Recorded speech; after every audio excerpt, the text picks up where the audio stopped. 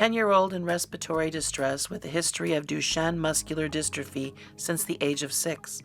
He is managed at home with nasal BiPAP. All right, you have your scenario, so let's go ahead and get started. Grab whatever your cheat sheet is, Brazo tape, Pantevi, but just remember, red has to go to the head and then you measure to the heel. So you can see clearly this child falls into the green zone. All right, on to Scott for a quick tip. So when it comes to muscular dystrophy, most importantly, if you remember nothing else, just remember that what does muscular dystrophy do for your level of consciousness is called nothing. And that's crucial, because up until the very end, they can see, hear, feel everything. They just can't do squat about it. That's what makes the disease just truly awful. However, take that one step further, and that's when it comes to muscular dystrophy, why do these kids finally die? And that's, as you can imagine, because of respiratory. Because when it comes to sick kids, simply with few exceptions, everything is respiratory. And if it's not respiratory, it's probably respiratory.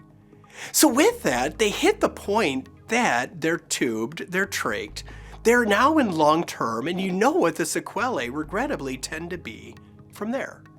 So why this though is an issue, especially if you're critical care or in the ER, is like many people, I don't take care of muscular dystrophy kids every day in my ER or on transport. But with that, a little while back, we had a muscular dystrophy kid who had to get intubated before we could bring the kid back home. And with that, when we came into the ICU, we sat down with the fellow, and they gave us just a quick refresher regarding airway management and these kids. And they said, most importantly, remember, as we touched on, that muscular dystrophy does nothing for your level of consciousness. They said, but beyond that, if you've got to tube them. Normally, when we think about intubating patients, a lot of times we use etomidate or ketamine to put them to sleep, and sucks. And we love sucks or succinylcholine as a paralytic because it goes in fast.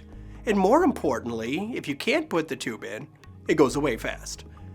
They're like just as a reminder that if you give sucks to a kid with muscular dystrophy, their chance of developing hyperkalemia, otherwise known as their potassium goes to 1,000,000, and they drop dead in front of you, is a whole lot higher than everybody else.